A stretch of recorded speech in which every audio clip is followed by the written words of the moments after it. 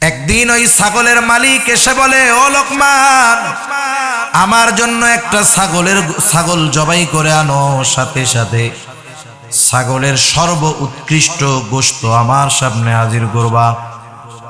হযরত লোকমান মালিকের নির্দেশে একটা ছাগল জবাই করলেন। ছাগলের জিহ্বা আর কলিজা এই দুই ধরনের গোশত নিয়ে মালিকের সামনে হাজির। মালিককে এসে বলে, মালিক, এটা হলো সবচাইতে উৎকৃষ্ট গোশত। এইবার মালিক বললেন, লোকমান, আর একটা ছাগল আমার জন্য জবাই করবা। ওই ছাগলের সবচাইতে নিকৃষ্ট জায়গার গোশত আমার জন্য আনবা। হযরত লোকমান আর একটা ছাগল জবাই করলেন। আবার জিহ্বা আর কলিজা, এই গুর্দা, হাড়, হৃৎপিণ্ড, এই দুইটা নিয়ে মালিকের সামনে হাজির। মালিক এবার বলে, লোকমান, তুমি কি আমার সাথে মজা করো? তোমাকে আনতে বললাম সর্বোৎকৃষ্ট গোশত, তুমি যে দুই ধরনের গোশত আনলা, আবার যখন বললাম সবচাইতে নিকৃষ্ট জায়গার গোশত আনো, আবার সেইগুলো আনলা। এটা হলো কর্মের হিকমত। কথার হিকমত কি? হযরত লোকমান বলতেছে, মালিক, এই দুইটা তথা জবান আর অন্তর যদি ভালো হয়ে যায়, তাহলে তার সব কিছু ভালো হয়ে যায়। আর যার জবান আর অন্তর খারাপ হয়ে যায়, তার সব কিছু খারাপ হয়ে যায়। তার মানে যার অন্তর আর জবান ঠিক, সে দেখতে কালা হোক, অনেক উঁচু বংশের মানুষ না হোক, কিন্তু সে ভালো। আর যার এই দুইটা জবানও ঠিক, ও যত উচ্চ বংশের হোক, চেহারা যত স্মার্ট হোক, দেখতে যত সুন্দর হোক, সে নিকৃষ্ট একজন ব্যক্তি। ঠিক কিনা বলেন? আল্লাহ রাব্বুল আলামিন বলেন, আমি এই লোকমানকে হিকমত প্রদান করেছি। কেন? আনিশকুরুলিল্লাহ, যাতে সে আল্লাহ রাব্বুল আলামিনের কৃতজ্ঞতা প্রকাশ করে। এর দ্বারা আল্লাহ রাব্বুল আলামিন এ কথা বোঝাতে চাইলেন, আমি হযরত লোকমানকে হিকমত প্রদান করেছি। হিকমত এটাও কিন্তু অন্যতম একটা নেয়ামত, দ্বীনের বুঝ নেয়ামত। শুধু টাকা পয়সা ধন দৌলত নেয়ামত নয়, দ্বীনের উপরে চলতে পারা, সত্য মিথ্যা নির্ণয় করতে পারা, এটাও আল্লাহ রাব্বুল আলামিনের পক্ষ থেকে বড় নেয়ামত। জ্ঞান, দ্বীনের বুঝ, এটা বড় নেয়ামত। এজন্য হিকমতটাও তো নেয়ামত। হযরত লোকমানের ব্যাপারে কেমন যেন আল্লাহ তাআলা বলতে চান যে আমি লোকমানকে হিকমতের মতো নেয়ামত দিয়েছি। শুধু তাই না, সে এই নেয়ামতের শুকরিয়াও আদায় করছে। সুবহানাল্লাহ। মনে করেন, যেই ব্যক্তির ব্যাপারে আল্লাহ এই ঘোষণা দিবে যে ও আমার কৃতজ্ঞতা প্রকাশকারী বান্দা, তাহলে বুঝতে হবে ওই লোকটা আল্লাহ রাব্বুল আলামিনের কতটা আনুগত্য। ঠিক কিনা? আল্লাহ রাব্বুল আলামিন বলেন, আনিশকুরুলিল্লাহ, যাতে সে আল্লাহ তাআলার কৃতজ্ঞতা প্রকাশ করে। আর হযরত লোকমান, তিনি আল্লাহ রাব্বুল আলামিনের কৃতজ্ঞতা প্রকাশকারী বান্দা ছিলেন। একটা মানুষ কৃতজ্ঞ বান্দা আপনি কেমনে বুঝবেন? হযরত লোকমান একদিন মানুষের সামনে বক্তব্য দিচ্ছেন, ওয়াজ করতেছেন। হযরত লোকমান যখন বক্তব্য দিবেন, উপস্থিত মানুষের মধ্য থেকে একজন দাঁড়ায় বলতেছে, লোকমান, আপনি বক্তব্য শুরু করার আগে আমার একটা জিনিস আপনার কাছে জানার আছে। আমি একটা জিনিস জানতে চাই। কি জিনিস? হযরত লোকমানকে এবার ওই লোকটা প্রশ্ন করতেছে, আপনি কি সেই লোকমান যেই লোকমান আমার সাথে জঙ্গলের মধ্যে ছাগল চড়াইতো? হযরত লোকমান বললেন, হ্যাঁ, আমি সেই লোকমান। এবার লোকটা প্রশ্ন করতেছে, কোন কারণে, কোন বিষয়ের কারণে আপনি এত সম্মানিত হলেন? হযরত লোকমান বলতেছে, শোনো, আমি সত্যবাদিতা, আমানতদারিতা, অহেতুক কথাবার্তা বর্জন করার কারণে হয়তো আল্লাহ রাব্বুল আলামিন আমাকে এই সম্মান দান করেছে। দয়াময় আল্লাহ রাব্বুল আলামিনের দরবারে অগণিত শুকর যে মহান মালিক আমাদের হায়াতে বরকত দিয়ে সুস্থ রেখে দীর্ঘ সময় পর্যন্ত বিজ্ঞ উলামা ইকরামের জবান থেকে বহু গুরুত্বপূর্ণ কথা শ্রবণ করবার, আমাকেও আপনাদের খেদমতে কিছু দ্বীনি কথা পেশ করার সুযোগ যে মহান মালিক দান করেছেন, সে মহান মানিবকে খুশি করার জন্য মহব্বতের সাথে জবান খুলে অন্তর থেকে আমরা একবার কালিমাতুশ শুকর পাঠ করি। আলহামদুলিল্লাহ। অগণিত দুরুদ ও সালাম সৈয়দুল আম্বিয়া, আশরাফুল আম্বিয়া, খাতামুল আম্বিয়া, বিশ্বনবী, শেষ নবী, শ্রেষ্ঠ নবী মুহাম্মাদুর রাসূলুল্লাহ সাল্লাল্লাহু আলাইহি ওয়াসাল্লামের উপর আমি আপনাদের খেদমতে পবিত্র কোরআনুল কারীমের অন্যতম প্রসিদ্ধ একটি সূরা, সূরা লোকমান, এই সূরা লোকমান থেকে দুটো আয়াত তিলাওয়াত করেছি। রাসূল আকরাম সাল্লাল্লাহু আলাইহি ওয়াসাল্লামের অগণিত হাদিস থেকে একটা হাদিস পাঠ করেছি। আল্লাহ তাআলার কাছে তৌফিক চাই, আল্লাহ তাআলা আমাকে কিছু কথা আপনাদের খেদমতে বলার সুযোগ করে দেন, যে কথাগুলো আমাদের সবার দুনিয়া এবং আখিরাতের জন্য কল্যাণকর হয়। সকলে জবান খুলে বলি আমিন।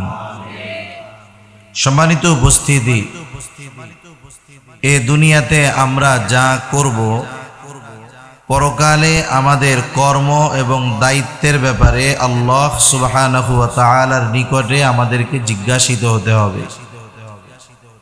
দুনিয়াতে হয়তো আমার কর্মের ব্যাপারে আমাকে কেউ জিজ্ঞাসা করার নাই, কেউ হয়তো করবে না।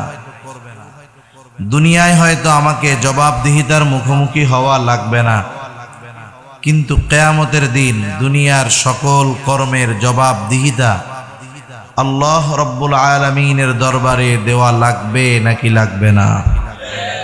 নিঃসন্দেহে লাগবে।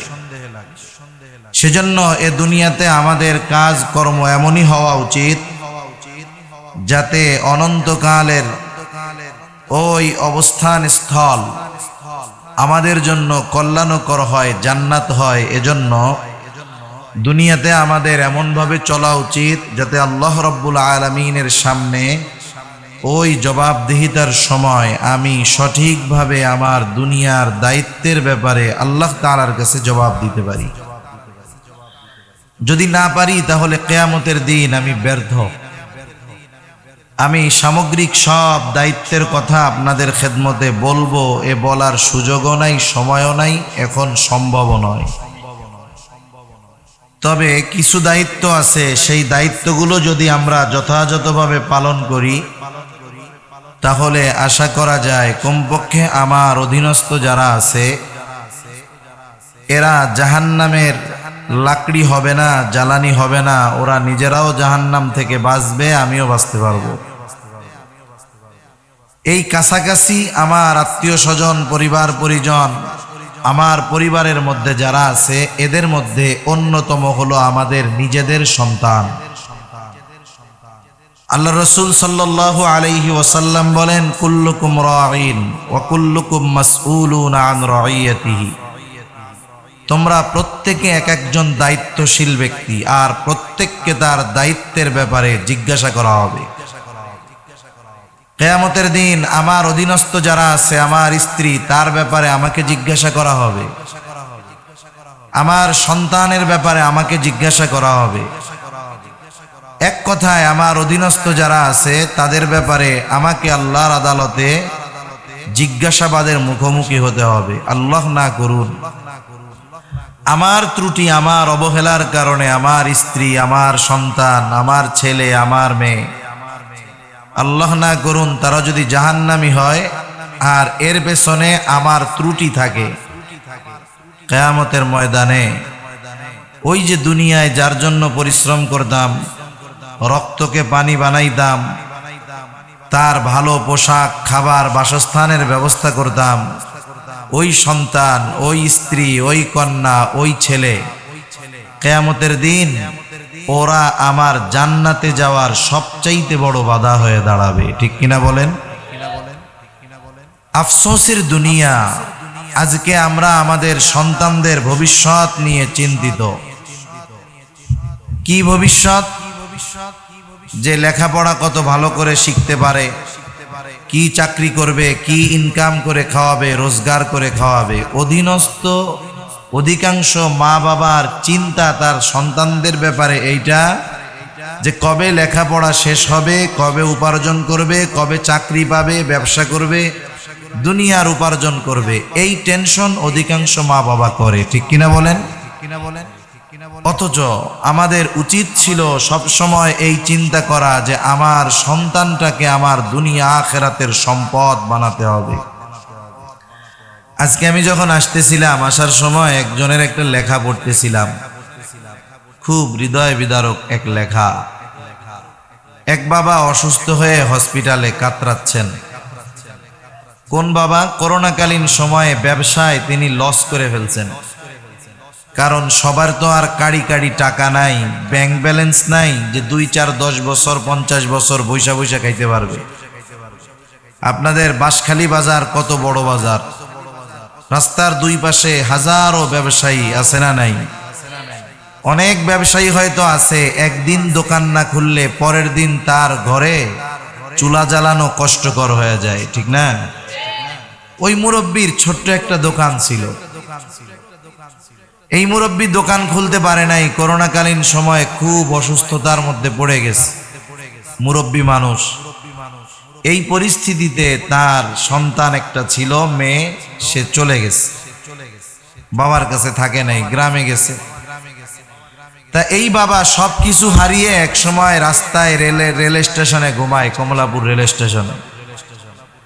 ঢাকা শহরে কিছু স্বেচ্ছাসেবী সংগঠন আছে, আলহামদুলিল্লাহ, এরা মানুষদের কাছ থেকে চেয়ে চেয়ে এই ভাসমান গরিব মানুষদের জন্য অল্প পয়সায় কারো জন্য ফ্রি খাবারের ব্যবস্থা করে। কিছু যুবক তরুণ তরুণীরা আছে এগুলোর সাথে জড়িত। তা ওই মুরব্বী ওই জায়গায় গিয়ে খানা দানা করে, রাতে রেল স্টেশনে শুয়ে থাকে। অসুস্থ হয়ে গেছে, হসপিটালে ভর্তি করা হয়েছে, সুচিকিৎসা পায় নাই, হায়াত শেষ, মারা গেছে। লোকটার কাছে কিছু পরিচয় পাওয়া গেছে, ছেলের নাম্বার, মেয়ের নাম্বার।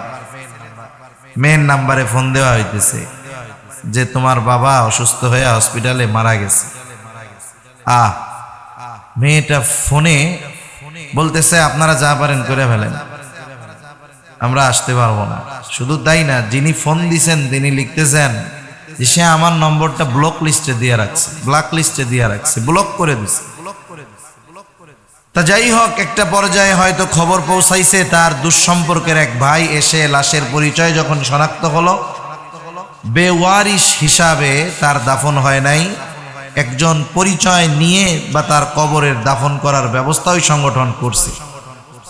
তা আমি এই বিষয়টা চিন্তা করতেছিলাম যে চিন্তা করে দেখেন, হয়তো ওই বাবাও একটা সময় ওই মেয়ের ভবিষ্যৎ নিয়ে কত চিন্তায় থাকতো। আমার মেয়েটা লেখাপড়া শিখবে, আমার মেয়েটার ভালো এক জায়গায় বিবাহ হবে, সুখ স্বাচ্ছন্দ্যের সাথে জীবন কাটাবে। অথচ ওই বাবা যখন সহায় সম্বলহীন হয়ে গেল, ওই বাবাটা সন্তানের কাছে দুনিয়ার সবচাইতে বড় নিগ্রহের পাত্র হয়ে গেছে, ঠিক কিনা বলেন? এটা তো একজন মধ্যম আয় বা স্বল্প আয়ের মানুষের কথা বললাম। আমাদের দেশে আজ থেকে 20, 25, 30 বছর আগেও মুরব্বীরা তো বুঝবেন বৃদ্ধাশ্রম কাকে বলে, এটা আমরা শুনি নাই, আপনারা শুনেন নাই। বৃদ্ধাশ্রম কি, সেফ হোম কি, এগুলো আপনারা শুনেন নাই। অথচ আজকে দিন যাচ্ছে, বৃদ্ধাশ্রমের সংখ্যা বাড়তেছে না কমতেছে? আর বাস্তবতা হলো বৃদ্ধাশ্রমে গরিবের মা বাবা, আলেমের মা বাবা, একজন দিনদার লোকের মা বাবা, এরা কিন্তু বৃদ্ধাশ্রমে নাই। বৃদ্ধাশ্রমের শতকরা 90% মানুষ সব টাকাওয়ালা পয়সাওয়ালাদের মা বাবা, ঠিক কিনা? বাংলাদেশের অনেক প্রসিদ্ধ ব্যক্তির কথা বলা যাবে।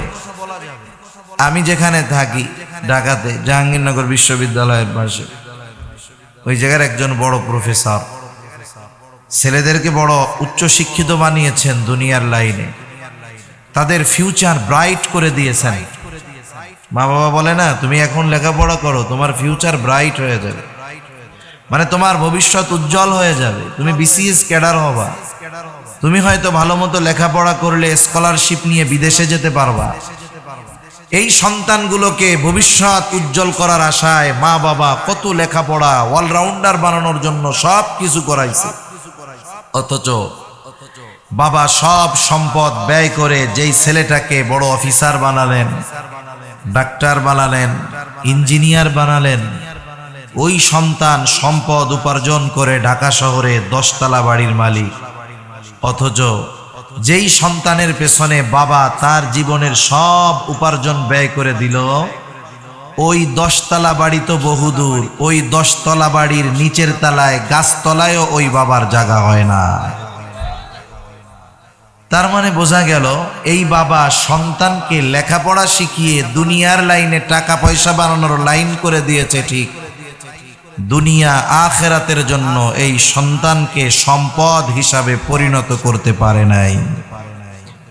সেজন্য আমরা আমাদের সন্তানদেরকে এটিএম বুথ বানাবো না, মানে মনে করব না যেটা লেখাপড়া শিখাই টাকা ইনকাম করবে, বরং আমার আপনার সন্তানকে আগে দিনদার, মুত্তাকি, পরহেজগার বানানোর চেষ্টা করব। তাহলে কি হবে, ওই সন্তান যদি দুনিয়ায় একটা সময় ছোট কর্ম করেও খেতে হয়, অন্যের জমিতেও যদি কাজ করে খেতে হয়, বাজারেও যদি কাজ করে খেতে হয়, ছোট পানের দোকানদারি করেও যদি খেতে হয়, ওই যে নীতি নৈতিকতা শিক্ষা দেওয়ার কারণে ওই সন্তান যত কষ্টে থাক তার মা বাবাকে বৃদ্ধাশ্রমে ফালায়া রাখবে না। দুনিয়ার অনেক কোটিপতির কথা আমরা জানি, হায় হায় বাবার কবর এসে একবার জিয়ারত করার সুযোগও তাদের হয় নাই, আসে না, বিরক্তিকর মনে করে। যেই বাবার সম্পদ দিয়েই তো সে আজকে এত টাকা পয়সা পাওয়ার রাস্তা, উপার্জন করার রাস্তা পেয়েছে, অথচ এই বাবার জন্য দোয়া করার সুযোগ তার নাই। আর আপনি আমি যদি আমার আপনার সন্তানকে আসল সম্পদে পরিণত করতে পারি, সে কষ্টে থাকলেও দুনিয়ায় আমাদেরকে কষ্ট দিবে না। আমরা দুনিয়া থেকে যাওয়ার পর সে আমাদের ভুলবে না, হয়তো প্রত্যেক নামাজের পরে দোয়া করবে, রব্বির হামহুমা কামা রব্বায়ানি সগীরা। এজন্য আমরা আমাদের সন্তানদেরকে সম্পদে পরিণত করব। একটা স্বর্ণ, তার সাথে সঠিক ব্যবহারের কারণে এটা দামি হয়ে যায়। স্বর্ণ তো আর প্রথমে স্বর্ণের মতো থাকে না, খনির মধ্যে মাটির সাথে কয়লার সাথে মিশে থাকে, এরপরে স্বর্ণটাকে স্বর্ণকারের কাছে দেওয়া হয়। একটা টুকরা বা থাকে, বারের মতো থাকে, ওটাও তো পরে বানায়। যখন স্বর্ণকার এটাকে সুন্দর মতো আগুনে পুড়িয়ে অ্যাসিডের মধ্যে দিয়ে তার খাদ বের করে নিবিড় পর্যবেক্ষণের মাধ্যমে, পরিশ্রমের মাধ্যমে সুন্দর একটা অলংকার বা গহনা হিসাবে ওটাকে যখন প্রস্তুত করে, মানুষ দেখে, পছন্দ হয়, দাম দিয়ে কিনে নেয়, ঠিক কিনা বলেন? এজন্য সন্তানদের সম্পদ বানাতে হলে যখন তার জীবনের প্রারম্ভ, প্রাথমিক অবস্থা, তখন তাকে ভবিষ্যতের সম্পদ রূপে পরিণত করতে হয়। একটা সময় তো মাটির পাত্রে আমরা রান্না করে খাইতাম, আমরাও ছোটবেলা গ্রামে তো থাকছি, দেখছি। এখন তো সিলভার স্টিল। এই মাটির পাত্র যারা বানায়, বইয়ের ভাষায় তাদের বলা হয় কুমার। কি বলে? কুমার। কুমার যখন মাটির পাত্র বানায়, আপনারা হয়তো দেখে থাকবেন, একটা বড় চাকা ঘুরায়, নরম মাটিটা কুমার যেভাবে চায় সেভাবে ডিজাইন দিয়ে সুন্দর সুন্দর পাত্র বানায়, তাই না? বলেন তো, ওই কুমার যত অভিজ্ঞ হোক, পারদর্শী হোক, ওই মাটিটা যদি একটু শক্ত হয়ে যায়, তার অভিজ্ঞতা, তার পারদর্শিতার বলে সে ওই মাটিকে যেমন খুশি তেমন পাত্রে পরিণত করতে পারে। এজন্য আমি আপনি যতই অভিজ্ঞ হই, যোগ্য হই, সন্তান যদি এক সময় বড় হয়ে যায়, আমি তাকে লাইনে আনতে পারবো না। সেজন্য সন্তান যখন ছোট থাকবে, ওই সময় থাকতেই যদি আমি তাকে সম্পদে পরিণত করার চেষ্টা করি, আশা করা যায় আমার চেষ্টা সফল হবে, সম্পদ হবে আমার আপনার সন্তান। এজন্য আল্লাহ সুবহানাহু ওয়া তাআলা কিভাবে আমরা আমাদের সন্তানদেরকে সম্পদে পরিণত করব, কারণ কারো ঘরে যদি একটা দুষ্টু ছেলে থাকে, একটা অ্যাডিক্টেড ছেলে থাকে, নেশাগ্রস্ত একটা ছেলে থাকে, জুয়ারি একটা ছেলে থাকে, অসভ্য একটা ছেলে থাকে, ওই ঘরওয়ালা কোটি টাকার মালিক হতে পারে, এসি রুমে থাকতে পারে, কিন্তু সন্তানটা মানুষের মতো মানুষ না হওয়ার কারণে ওই আরামের এসিটাও ছোট একটা জাহান্নামের রুম হয়ে যায়। ঠিক কিনা বলেন? আর যার সন্তান ভালো, সম্পদ, অনেক বাবা হয়তো আছে, অনেক কিছু নাই, বাড়িঘর বিল্ডিং নাই, কিন্তু দুটো ছেলে আলেম, আলেম না হোক দুটো ছেলে ভালো মানুষ। শুধু যে আলেম হইলেই যে ভালো হয় বিষয়টা এমন নয়, আলেম নয়, এমন অনেক ভালো মানুষ, নেককার মানুষ সমাজে আছে না নাই? সে কোনোদিন অন্যায় করে না, অপরাধ করে না, দেখবেন বাবাকে অনেক কিছু দিতেও পারে না ওই ছেলেরা, এরপরেও বাবা গর্বের সাথে বলে, আমার সন্তানদের হয়তো উপার্জন অনেক নয়, কিন্তু আমার সন্তানগুলো মানুষের মতো মানুষ। ঠিক কিনা বলেন? আর যেই লোকের ছেলে অন্যায় অপরাধ করে বেড়ায়, মনে করেন অবৈধ পন্থায় অনেক সম্পদ উপার্জন করছে, ওই বাবা যদি নীতি নৈতিকতা তার মধ্যে থাকে, ওই অবৈধ উপার্জনকারী সন্তান, দুশ্চরিত্র সন্তান যত টাকার মালিক হোক, সে কখনো তার সন্তানকে নিয়ে গর্ব করতে পারে না। ঠিক কিনা বলেন? কারণ জানে আমার সন্তানের যেই ক্যারেক্টার, এই চরিত্রের ব্যাপারে গর্ব করা যায় না। এজন্য আমরাও চাই যে আমরা যখন বৃদ্ধ হব, আল্লাহ যদি বাঁচায় রাখে, আমরা আমাদের সন্তানদের নিয়ে গর্ব করব যে কিছু না হোক সন্তানটাকে মানুষের মতো মানুষ বানাতে পেরেছি। দুনিয়ায় হয়তো কিছু দিতে পারে নাই, আশা করি এই সন্তান মৃত্যুর পরে দোয়া করতে পারবে। এই ধরনের নেক সন্তান, উত্তম সন্তান যারা বিবাহ করছে তারাও চায়, যারা করে নাই ভবিষ্যতে করবে তারাও চায়। ঠিক কিনা বলেন? এজন্য কি করণীয়?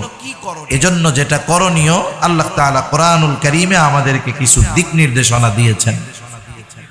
হযরত লোকমান উনি ওনার সন্তানদেরকে কিছু উপদেশ দিয়েছেন, নসিহত করেছেন।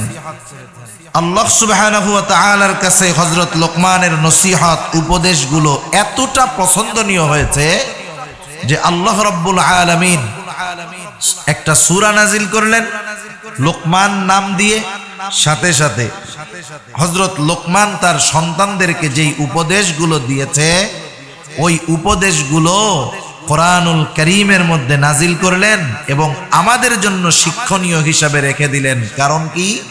আমরাও যেন আমাদের সন্তানদেরকে হযরত লোকমান যেমন সন্তানদের উপদেশ, নসিহত, শিক্ষা দিয়েছে, আমরাও যেন তেমন ভাবে দিই।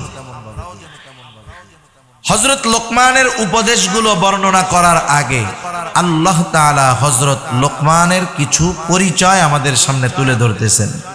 কারণ এটা বাস্তবতা যে আপনাদের এলাকার সবচাইতে পরিচিত ব্যক্তি যিনি, অবশ্যই আপনারা তার কথায় এবং তার প্রতি আপনাদের সফট কর্নার আছে, তার কথা আপনারা গুরুত্ব সহকারে শুনবেন, এটা তো স্বাভাবিক বিষয়। দেখা হলে সম্মান করবেন।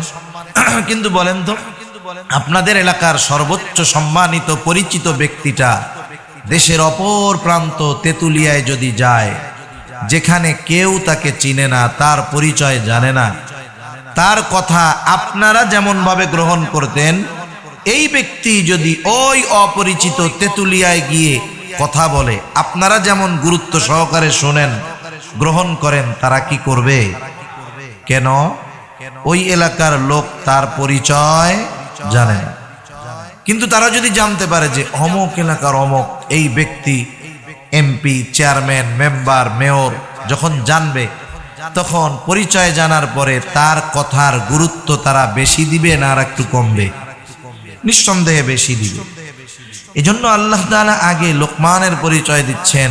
যেই লোকমানের নসিহত আমাদেরকে আল্লাহ তাআলা শোনাবেন, ওই লোকমানের একটু পরিচয় আল্লাহ তাআলা দিচ্ছেন, সামান্য একটু পরিচয়। আল্লাহ তাআলা বলেন, ওয়ালাকাদ আতাইনা লুকমানাল হিকমাতা আনিশকুর লিল্লাহ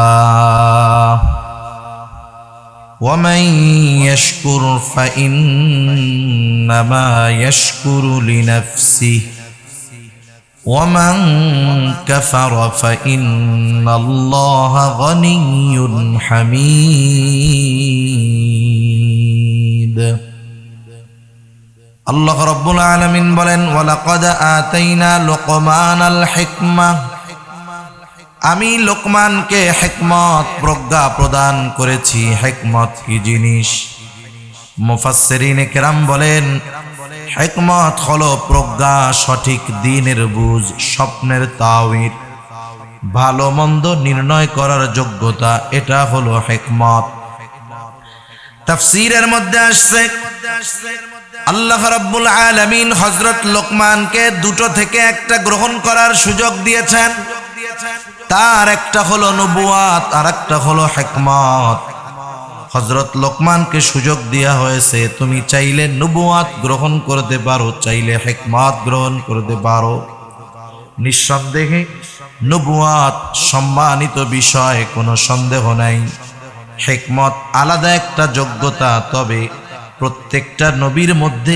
আল্লাহ রাব্বুল আলামিন হিকমতের গুণকে আল্লাহ তাআলা দিয়ে দেন সেজন্য নবুয়াত এটা বড় মর্যাদাপূর্ণ একটি বিষয় কিন্তু হযরত লোকমান হিকমত গ্রহণ করলেন নবুয়াত গ্রহণ করলেন না ওনাকে জিজ্ঞাসা করা হলো লোকমান নবুয়াতের মতো এত মর্যাদাপূর্ণ বিষয়টা আপনি গ্রহণ না করে কেন হিকমতকে গ্রহণ করলেন হযরত লোকমান বললেন শোনো আল্লাহ রাব্বুল আলামিন যদি নিজের থেকে আমাকে হিকমত নবুয়াত দিয়ে দিতেন নিজেই যদি নবুয়াত দিতেন যে লোকমান তোমাকে আমি নবুয়াত দিলাম তাহলে এই নবুয়াতের দায়িত্ব পালন করার জন্য যা কিছু দরকার সব কিছুর ব্যবস্থাপনা আল্লাহ তাআলা করে দেন আর আমি যদি ওই নবুয়াত নিজের থেকে গ্রহণ করতাম ওই দায়িত্ব পালন করতে গিয়ে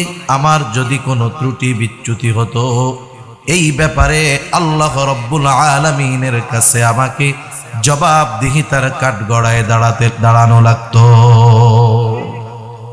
দুনিয়ার নিজামটা এরকম একটা হলো দায়িত্ব নেওয়া আর একটা হলো দেওয়া মনে করেন আপনাকে কেউ যদি কোনো দায়িত্ব দিতে চায় আপনি বললেন আমি দায়িত্বটা নিতে পারবো না উনি বলল তুমি নাও ব্যবস্থা যা করার আমি করব এখন এই দায়িত্ব পালন করতে গিয়ে যদি কোনো ত্রুটি বিচ্যুতি হয় যিনি আপনাকে দায়িত্ব দিল অবশ্যই তিনি এই ব্যবস্থা গ্রহণ করবেন ঠিক কিনা বলেন আর যদি নিজের থেকে কোনো দায়িত্ব নেই যদি এইটা বলি আরে ভাই আমারে দেন এই দায়িত্ব ওর সাথে আমি ভালো পারবো আছে না এরকম অনেকে আরে ওরে দিয়েন না আমি ভালো পারবো এখন আমি নিজের থেকে দায়িত্ব নিলাম এখন যদি কোনো ত্রুটি বিচ্যুতি হয় ওই কাজ করতে গিয়ে তাহলে আপনি কি বলবেন আরে হুজুর পারো না কিছু করতে দেখাই লাভ দিয়ে ওইটা যান খালি না তার মানে আপনি আমাকে তখন তিরস্কার করবেন কারণ দায়িত্ব আমি নিজে নিয়েছি যখন দায়িত্ব দেওয়া হবে তখন যদি কোনো ত্রুটি বিচ্যুতি হয় আমার জবাব দেওয়ার সুযোগ আছে আমি তো ভাই দায়িত্ব চাই নাই দিছেন কেন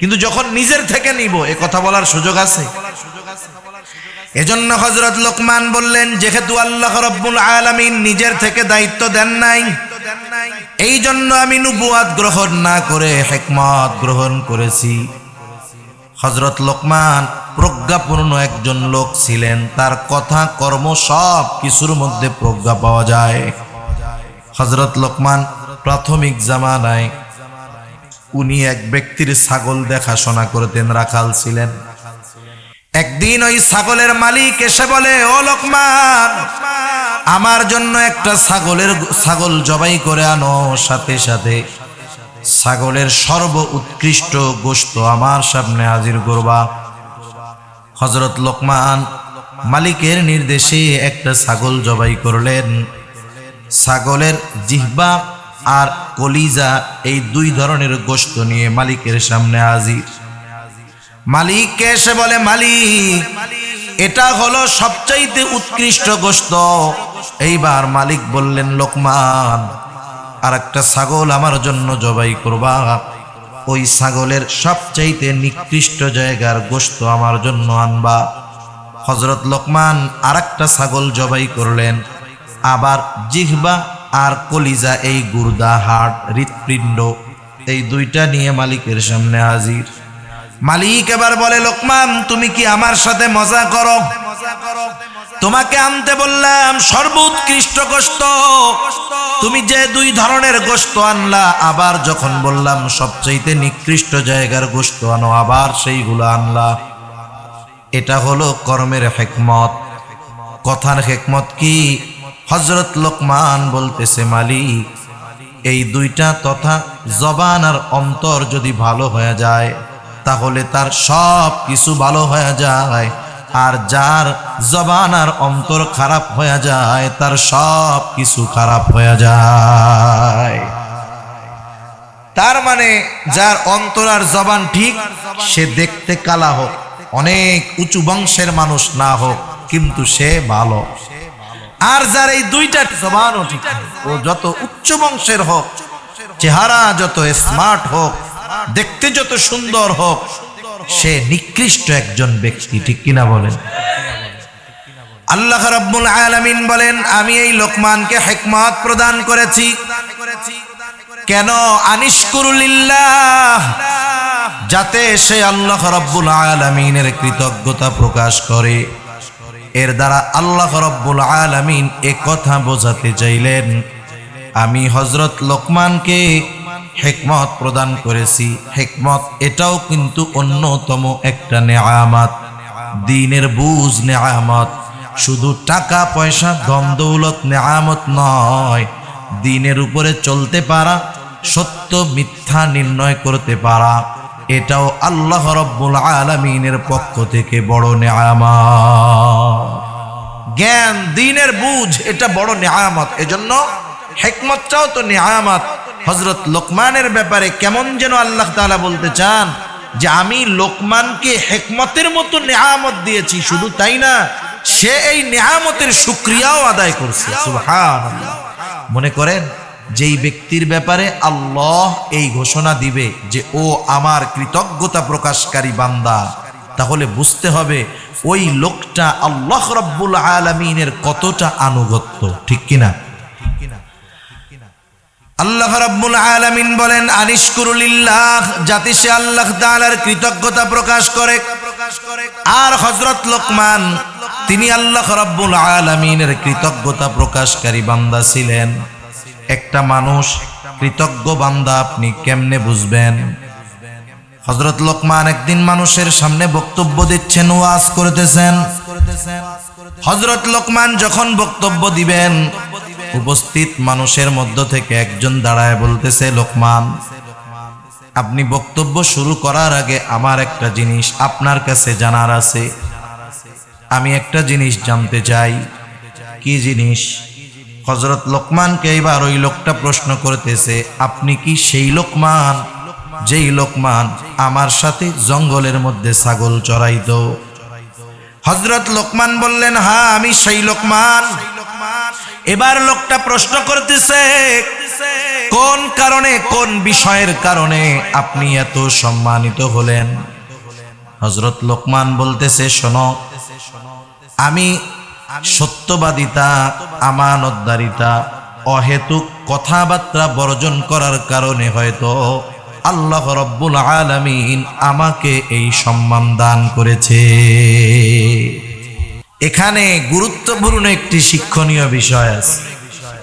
আমাদের সবার অতীত কিন্তু যে বর্তমানে ভালো আছে, তার অতীতটা যে ভালো বিষয়টা এমন নয়। দুনিয়ার অনেক মানুষ আছে এক সময় খুব কষ্টে কাটছে, এখন অনেক সম্মানিত ব্যক্তি, টাকা পয়সার মালিক আছে না? এরকম আছে। দেখবেন অনেক সময় কি হয়, ওই সম্মানিত ব্যক্তি, সমাজে একজন প্রভাবশালী অথবা সম্মানিত ব্যক্তি এক সময় মনে করেন মাছ মেরে বেড়াইতো, কথার কথা। তার তো বাল্যকালের কিছু বন্ধু ছিল, লোকজন তার সামনে উপস্থিত, সে একজন চিফ গেস্ট। এই মুহূর্তে যদি তার ওই বন্ধু বলে, দোস্ত ওই যে মাছ মারতে গেছিলাম, মনে আছে কত কষ্ট করে চলতা সেই সময়? বলেন তো, ওই জায়গায় চেয়ারে চিফ গেস্ট বৈশা আছে, হাজারো জনতার সামনে ওই বন্ধু যদি তার অতীতের কথা স্মরণ করায়া দেয়, এ বন্ধু খুব খুশি হবে, বেজার হয়ে যাবে না? তাকে ধমক দিবে, চোখ রাঙাবে, এই বসো তুমি উল্টোপাল্টা কথা বলতেছে। মনে করেন যার অতীত কষ্টের ছিল এখন ভালো আছে, আপনি যখন তাকে তার অতীতের কথা স্মরণ করায় দিবেন, সে যদি ধমক দেয়, অস্বীকার করে, উল্টাপাল্টা বলে, বুঝবেন ও নাশকর গোজার বান্দা। আর যদি অতীত মনে করায় দিবেন, ও যদি তখন বলে আহারে আল্লাহ তাআলা একটা সময় কত কষ্টে রাখছিল, সে আল্লাহ কতই না ভালো আমাকে রাখছে, এখন বুঝবেন ও শুকর গুজার বান্দা। হযরত লোকমান এত সম্মানিত হওয়ার পরেও কিন্তু অতীতকে ভুলেন নাই। আল্লাহ রাব্বুল আলামিন এর পর আমাদেরকে স্মরণ করায় দেন, ওয়া মান ইয়াশকুরু ফাইন্নামা ইয়াশকুরু লিনাফসি।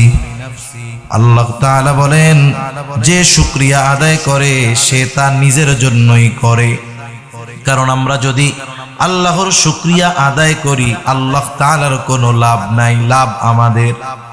আমরা যদি শুকরিয়া আদায় না করি, আল্লাহ তাআলার কোনো ক্ষতি নাই, ক্ষতি আমাদের। এই জন্য আল্লাহ তাআলা বলেন, ওয়া মান ইয়াশকুরু ফাইন্নামা ইয়াশকুরু লিনাফসি। যে আল্লাহ তাআলার কৃতজ্ঞতা প্রকাশ করে তা সে নিজের জন্যই করে। কারণ আল্লাহ তাআলা আরো এক জায়গায় জানায় দেন, লা ইন শাকারতুম লা আযীদান্নাকুম ওয়া লা ইন কাফারতুম ইন্না আযাবি লাশাদীদ।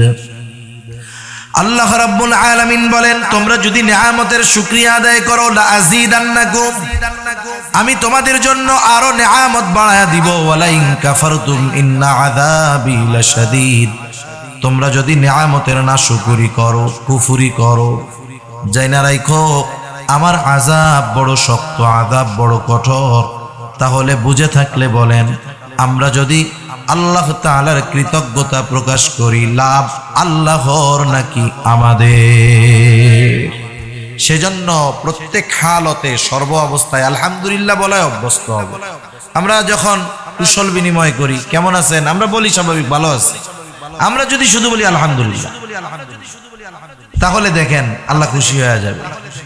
ছোটখাটো কিছু নিয়ামত পাইছি, আলহামদুলিল্লাহ, আলহামদুলিল্লাহি আলা কুল্লি হাল, সর্ব অবস্থায় আল্লাহর প্রশংসা। তাহলে আল্লাহ তাআলা আমাদের নিয়ামত বাড়ায় দিবেন, উপকার আমাদের হবে। আর যারা শুকরিয়া আদায় করে না, আল্লাহ রাব্বুল আলামিন বলেন, ওয়া মান কাফারা ফা ইন্নাল্লাহা গনিয়্যুন হামিদ।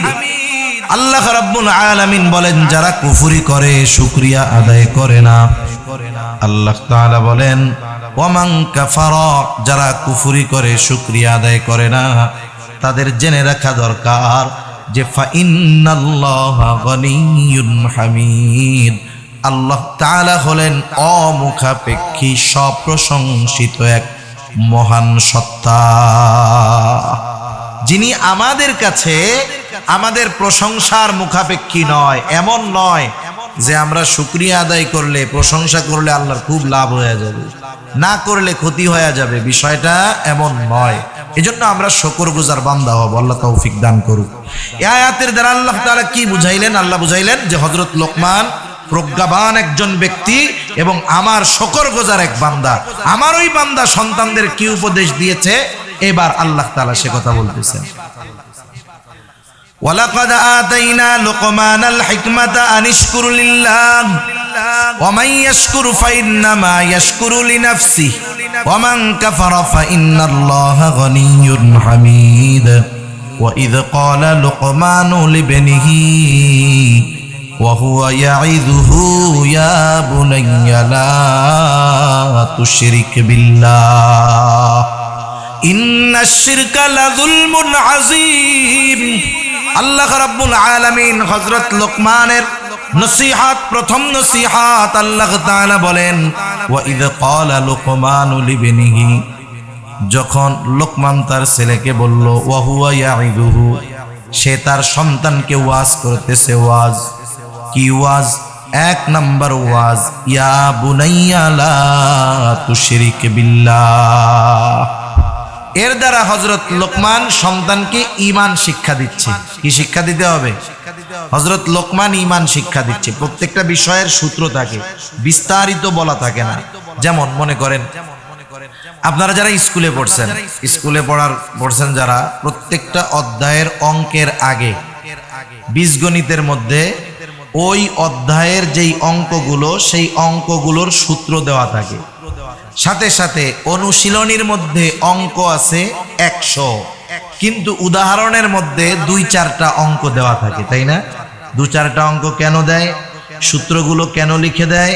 তার মানে বোঝাতে চাচ্ছেন যিনি বইটা প্রণয়ন করছেন যে শোনো, এই সূত্র আর এই অঙ্কের ধারাবাহিকতায় এর পরের অধ্যায়ে যতগুলো অঙ্ক আছে সবগুলোই এই সূত্রের আলোকে হবে।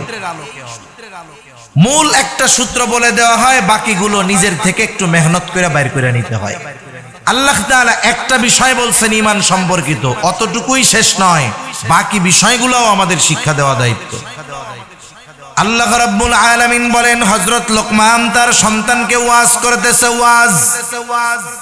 ওয়াজের ভাষা একরকম, আদেশের ভাষাটা কিন্তু আরেক রকম। আমরা যখন আমাদের সন্তানদেরকে কিছু বলতে চাই, অধিকাংশ ক্ষেত্রে বাবারা তার সন্তানদেরকে উপদেশ দেয় তখন, ছেলে খাইতে বসে যখন খাইতে বসে তখন উপদেশ দেয়, যখন সে একটু খরচ টাকা পয়সা চায় তখন উপদেশ দেয়। কি বলে, বাবার হোটেলে খাও তো টের পাচ্ছ না, এই হোটেলের দরজা যেদিন বন্ধ হবে সেদিন টের পাবা। এটা ওয়াজের ভাষা নয়, এটা তো তিরস্কার করা হলো। হযরত লোকমান সন্তানকে তিরস্কার করেন নাই, ওয়াজ করছে। কি করছে? ওয়াজের ভাষা হবে কোমল, নরম।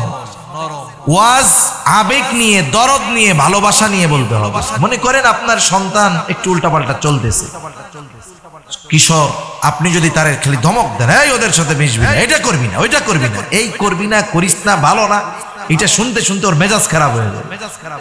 কিন্তু আপনি যদি ছেলেটার একটু ওই পথ থেকে ফেরাতে চান, ওয়াজের পদ্ধতিটা অবলম্বন করেন। খাবার খাওয়ার সময় কিছু বললেন না, আপনি তাকে আদেশ করেন না, বরং তাকে বলেন, তোমার কি আমাকে 10টা মিনিট সময় দেওয়ার সুযোগ হবে? ছেলেরা যদি বাপ বলে যে তুমি আমাকে 10টা মিনিট সময় দাও, তোমার সাথে একটু কথা বলতে চাই, ওই ছেলে যদি শয়তানের বন্ধুও হয়, ও বলবে যে না আব্বা আমি খুব ব্যস্ত, আমার 10 মিনিট টাইম দেওয়ার সুযোগ নাই। ওই ছেলে বলবে না, বলবে আব্বা বলেন। এবার খাওয়া দাওয়া শেষ, দুজনে বসেন চেয়ারে, সোফায় বসেন। আপনি একটু আবেগ নিয়ে আপনার ওই সন্তানের অতীতের কথাগুলো স্মরণ করায় দেন। আপনি তাকে বলেন, বাবা আজকে তোমার বয়স 14 বছর 15 বছর, তোমার হয়তো কিছু অতীত মনে আছে, কিন্তু অনেক অতীত তোমার মনে নাই। তুমি যখন দুনিয়ায় আসলা আমি কত খুশি, তোমার মা কত খুশি, তোমাকে নিয়ে আমাদের কত আনন্দ, কত রাত না ঘুমায় কাটিয়েছি তোমার জন্য। তুমি যখন অসুস্থ হতে, তোমার ওই অসুস্থতা আমাদেরকে খুব কষ্ট দিত, কত মেহনত তোমার জন্য করেছি সন্তান। আজকে তুমি বড় হয়ে গেছো, হয়তো ওই ছোট্ট কালের কথাগুলো তোমার জানা নাই, মনে নাই। তুমিও যখন একদিন বাবা হবা, তুমিও তখন দেখবা, ও আমার সন্তান, আমি তো তোমাকে ভালোবাসি, আমি চাই না তুমি খারাপ হয়ে যাও। আমি তোমাকে বলতেছি, তোমার কল্যাণের জন্য বলতেছি, তুমি ওই খারাপ মানুষগুলোর সাথে, ছেলেগুলোর সাথে মিশো না বাবা। বলেন তো কোন বাবা যদি তার সন্তানকে এইভাবে আবেগ নিয়ে, ভালোবাসা নিয়ে, দিলের দরদ নিয়ে 2-4টা কথা তাকে বলেন তো ওই ছেলেটা রাগ হবে নাকি? হয়তো ওই শৈশবের কথা যখন বাবা মনে করায় দিবে, ওই নরম কথাগুলো ছেলের অন্তরের মধ্যে লাগবে।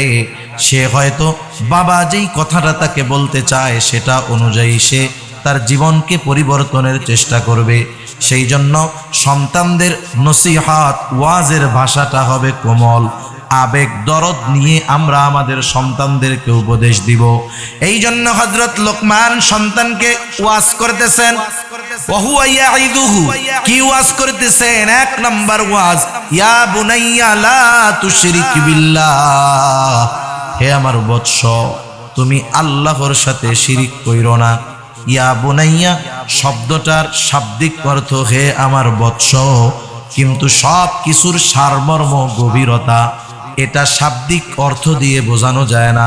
এই ইয়া বুনাইয়ার মধ্যে আবেগ আছে, দরদ আছে, ভালোবাসা আছে, কেউ যদি ওই আবেগ দরদ ভালোবাসা নিয়ে সন্তানকে বলে, ও আমার সন্তান, লা তুশরিক বিল্লাহ, আল্লাহর সাথে তুমি শিরিক কইরো না। এ কথা শুধু কানে ঢুকবে তা নয়, ও কথা কান দিয়ে একেবারে হৃদয় পর্যন্ত পৌঁছায়া যাবে, ঠিক কিনা বলেন? সেজন্য নসিহতের ভাষা মানুষের হৃদয় পর্যন্ত পৌঁছায়া যায়। সন্তানদেরকেও আমরা এই উপদেশ, এই নসিহত দিব, আমার বাবা তুমি আল্লাহর সাথে কখনো শিরিক করো না। কেন করবা না? ইন্নাশ শিরকা লাযুলমুন আযীম, শিরক হলো মহা অন্যায়, মহা জুলম। এর দ্বারা আমি আপনি আমার আপনার সন্তানকে আল্লাহ তাআলার একত্ববাদের শিক্ষা দেই, নির্ভেজাল ঈমানের শিক্ষা দেই, যেই শিক্ষার কারণে তার আমলগুলো আল্লাহর দরবারে কবুল হবে। শুধু আল্লাহকে রব বলে স্বীকার করলে হবে না, আমাদেরকে একত্ববাদী, তাওহীদবাদী হতে হবে। আল্লাহ তাআলার জাত সিফাত কোনো কিছুর সাথে শিরিক করা যাবে না। কেননা আল্লাহ রাব্বুল আলামিন কোরআনুল কারীমের মধ্যে জানায় দেন, তিনি যেই গুনাহ চান সেই গুনাহ আল্লাহ ক্ষমা করে দিবে। কিন্তু কেউ যদি আল্লাহ তাআলার সাথে শিরিক করে, আল্লাহ রাব্বুল আলামিন ওই শিরকের গুনাহ ক্ষমা করবে না। শিরিক কত প্রকার, কি কি, এই বিষয়টা আমি নেই নাই বিধায় বিস্তারিত আলোচনায় যাব না। শুধুমাত্র শিরক কত বড় ভয়াবহ এক অন্যায়, আল্লাহ রাব্বুল আলামিন পবিত্র কোরআনুল কারীমের সূরাতুন নিসার মধ্যে বলেন, ইন্নাল্লাহা লা ইয়াগফিরু আন ইউশরাকা বিহি ওয়া ইয়াগফিরু মা দুনা যালিকা লিমান ইয়াশা। নিশ্চয় আল্লাহ তাআলা শিরকের গুনাহ ক্ষমা করবে না, ওয়া ইয়াগফিরু ক্ষমা কইরা দিবেন, মা দুনা যালিকা লিমান ইয়াশা, ওই শিরক ব্যতীত যত গুনাহ আছে আল্লাহ তাআলা চাইলে ক্ষমা করে দিবে। শুধু তাই না, আল্লাহ তাআলা আরেক জায়গায় বলেন, যে শিরক করবে তার আমল আল্লাহ কবুল করবে না। আল্লাহ তাআলা বলেন, লা ইয়াহবাতান্না আমালু, তার আমলকে বাতিল করে দেওয়া হবে। এই জন্য যে শিরকের সাথে জড়িত সে তো বোঝে না, সে নামাজ পড়লে তার নামাজ কবুল হয় না, রোজা রাখলে রোজা কবুল হয় না, হজ করে এসে নামের আগে আল হাজ লাগানো যায়, কিন্তু ওই হজ আল্লাহর কাছে কিন্তু কবুল হয় না। সেজন্য আল্লাহ তাআলা বলেন, লা ইয়াহবাতান্না আমালু, আমল তো কবুল হবে না, বাতিল বলে গণ্য হবে। শুধু তাই না, যারা শিরকের উপরে থাকবে, তাওবা করবে না, আল্লাহ রাব্বুল আলামিন বলেন, ফাকাদ হারামাল্লাহু আলাইহিল জান্নাহ, আল্লাহ তাআলা ওই শিরক যারা করে তাদের জন্য জান্নাতকে হারাম করে দিবেন। তাহলে শিরক কত বড় ভয়াবহ এক গুনাহ বলেন তো। আমরা কি কেউ চাই নাকি যে আমাদের সন্তানদের আমলগুলো বাতিল হোক? কেউ চাই? আমাদের সন্তানের জন্য জাহান্নাম ওয়াজিব হোক, জান্নাত হারাম হোক? কেউ চাই? চাই না। সেই জন্য সন্তানকে দুনিয়ার শিক্ষায় শিক্ষিত করব সেটা থাকলো, কিন্তু আমার আপনার সন্তানকে এক নম্বরে আল্লাহ রাব্বুল আলামিনের সাথে পরিচয় করায়া দিব, তাওহীদের শিক্ষা দিব, শিরক থেকে বাঁচাবো। আল্লাহ তাআলা হযরত লোকমান সন্তানদেরকে এই উপদেশটা প্রথমে দিলেন। এই জন্য আল্লাহ রাব্বুল আলামিনও জানায়া দিলেন, কেমন যেন আল্লাহ তাআলা বলতেছেন, যেই বাবা তার সন্তানদেরকে আল্লাহর সাথে পরিচয় করায়া দিবে, আল্লাহর একত্ববাদের পরিচয় করায়া দিবে, আল্লাহ তাআলার সাথে সম্পর্ক জুড়ে দিবে, ওই সন্তান সম্পদ হয়ে যাবে। ওই বাবা যদি বৃদ্ধ হয়, ওই সন্তান সম্পদ হওয়ার কারণে সন্তান বাবাকে বৃদ্ধাশ্রমে ফালায়া দিবে না, মারা যাওয়ার পরে ভুলে যাবে না, দোয়া করবে, দুনিয়ার মধ্যে যথাযথভাবে খেদমত করবে। কারণ এর পরই আল্লাহ রাব্বুল আলামিন যেই কথাগুলো বলছেন, এই কথাগুলোর দ্বারা এটাই বোঝা যায়। আমি ওই কথাগুলোর দিকে যাব না, আমি শুধু হযরত লোকমানের উপদেশগুলো বলবো।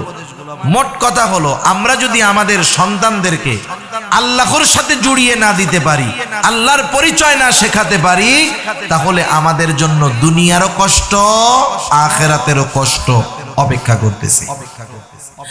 তাহলে হযরত লোকমান তার সন্তানদেরকে প্রথম উপদেশ দিলেন, ওয়াজ করলেন ঈমানের বিষয়ে। এরপরে হযরত লোকমানের যে উপদেশ, হযরত লোকমান তার সন্তানকে বলতেছে, ইয়া বুনাইয়া আকিমিস সালাহ ওয়া'মুর বিল মা'রুফি ওয়ানহা আনিল মুনকার। হযরত লোকমান তার সন্তানকে বলতেছে, হে আমার বৎস, জান্নাতে যাওয়ার জন্য, জান্নাতুল ফেরদাউস পাওয়ার জন্য দুইটা জিনিস দরকার, ঈমান আর আমলে সালেহ। হযরত লোকমান এক নম্বরে সন্তানকে ঈমানের শিক্ষা দিলেন, দুই নম্বরে আমলে সালেহ। বলেন তো, আমলে সালেহের মধ্যে, নেক আমলগুলোর মধ্যে সর্বোত্তম নেক আমল যেটা, সেটার নাম কি? নামাজ। এটা হলো ব্যক্তিগতভাবে সর্বোচ্চ এক আমল। হযরত লোকমান সন্তানকে বলতেছে, ইয়া বুনাইয়া আকিমিস সালাহ, হে আমার বৎস, নামাজ কায়েম করো, সাথে সাথে আরো একটা আমল করো, আরো একটা দায়িত্ব পালন করো। কি কাজ করবা? ওয়া'মুর বিল মা'রুফি ওয়ানহা আনিল মুনকার, ভালো কাজের আদেশ ও সৎ কাজের নিষেধ করো। আমরা হলাম শ্রেষ্ঠ উম্মত। শ্রেষ্ঠ উম্মত মুখ দিয়ে দাবি করলে হবে না। শ্রেষ্ঠ উম্মতের বৈশিষ্ট্য কি? আল্লাহ তাআলা কোরআনুল কারীমের মধ্যে বলেন, কুনতুম খায়রা উম্মাতিন উখরিজাত লিন-নাস তা'মুরুনা বিল মা'রুফ ওয়া তানহাউনা আনিল মুনকার ওয়া তু'মিনুনা বিল্লাহ। শ্রেষ্ঠ উম্মত হতে হলে ঈমান দরকার, সাথে সাথে ভালো কাজের আদেশ, অসৎ কাজের নিষেধ করতেও হবে। হযরত লোকমান সন্তানকে সেই কথাই বলতেছেন, সন্তান, ইয়া বুনাইয়া আকিমিস সালাহ, হে আমার বৎস, নামাজ কায়েম করো। ওয়া'মুর বিল মা'রুফ ওয়ানহা আনিল মুনকার, ভালো কাজের আদেশ করো, অসৎ কাজের নিষেধ করো। আমল সমূহের মধ্যে তিনি এক নম্বরে বললেন, নামাজ কায়েম করো। রাসূল আকরাম সাল্লাল্লাহু আলাইহি ওয়াসাল্লাম, আবু দাউদের হাদিস, নবীজি বলেন, তোমরা তোমাদের সন্তানদের বয়স যখন 7 নামাজের জন্য আদেশ করো, বয়স যখন 10 নামাজ না পড়লে প্রহার করো, আর বিছানাটা আলাদা করে দাও। একটু খেয়াল দিয়ে আমার কথাটার জবাব দিবেন। বলেন তো, কাউকে কোনো বিষয়ে অভ্যস্ত না বানায়া, কাউকে কোনো কিছু না শিখিয়ে ওই বিষয়ের আদেশ করা যায় নাকি? তাহলে নামাজের আদেশ যদি 7 বছরে করতে হয়, আদেশ করার আগে ওই কাজে অভ্যস্ত করতে হয়। তাহলে বোঝা গেল, আদেশ যদি 7 বছরে হয়, অভ্যাসটা আরো আগের থেকে করতে হবে। সেই জন্য বাচ্চারা যখন একটু বড় হয়, ভালো মন্দ বোঝে, 4 বছর, 4.5 বছর, 5 বছর, 6 বছর বয়স, নিজে একা মসজিদে যাবেন না, সাথে সাথে ওই ছোট বাচ্চাটাকেও মসজিদে নিয়ে যাবে। নিজের সন্তান হলে নিয়ে যাবেন, নিজের ছেলের ছেলে তাকে নিয়ে যাবেন, অসুবিধা কি? কারণ 5-6 বছরের বাচ্চা, ওরা ভালো মন্দ মোটামুটি বোঝে, চুপ করে থাকবে। আর 1-2 বছরেরটা তো কেউ নিবেও না, কারণ ওরা তো ভালো মন্দ বুঝবে না। 2 বছর 2.5 বছর মসজিদে নিলে প্রস্রাব আসলে ছেড়ে দিবে জায়গা মতো, ওগুলারে আবার নেওয়া যাবে না। ছোট বাচ্চা যেগুলো 4 বছর 5 বছর হয়ে গেছে, ওরা বোঝে, পাশে দাঁড়া করায় রাখলে দাঁড়ায় থাকবে। একটু চেঁচামেচি ছোট বাচ্চারা করতে পারে, এতে আমরা অনেক সময় বিরক্ত হই। বিরক্ত হব না, কেন হব না? নবীজি ইমামতি করতেছেন, রাসূলুল্লাহ সাল্লাল্লাহু আলাইহি ওয়াসাল্লাম সিজদায় গেলেন। রাসূলুল্লাহ সাল্লাল্লাহু আলাইহি ওয়াসাল্লামের মিহরাব, রাসূল সাল্লাল্লাহু আলাইহি ওয়াসাল্লামের হুজরা একেবারে কাছাকাছি, মধ্যে শুধু একটা পর্দা। কারণ নবীজি ইতিকাফের সময় মসজিদের মধ্যে থাকতেন। আয়েশা সিদ্দিকা রাদিয়াল্লাহু তাআলা আনহা হুজরার মধ্যে থাইকা নবীজির মাথায় তেল দিয়ে দিতেন। তার মানে বুঝতে পারছেন, শুধুমাত্র একটা পার্টিশন, দরজা। নবীজি সিজদার মধ্যে গেছেন। এইবার হযরত হুসাইন রাদিয়াল্লাহু তাআলা আনহু নবীজির কাঁধের উপরে উঠে খেলা শুরু করে দিয়েছেন। নবীজি দীর্ঘ লম্বা করলেন সিজদা। সাহাবারা মনে করলো হয়তো নামাজের মধ্যে কোনো ওহী নাজিল হইতেছিল। আর যখন উপস্থিত সাহাবারা ওহী নাজিলের সময় যারা থাকতো, নবীজি যা নাজিল হয়েছে সাথে সাথে তিলাওয়াত করে সবাইকে শোনায়া দিতেন।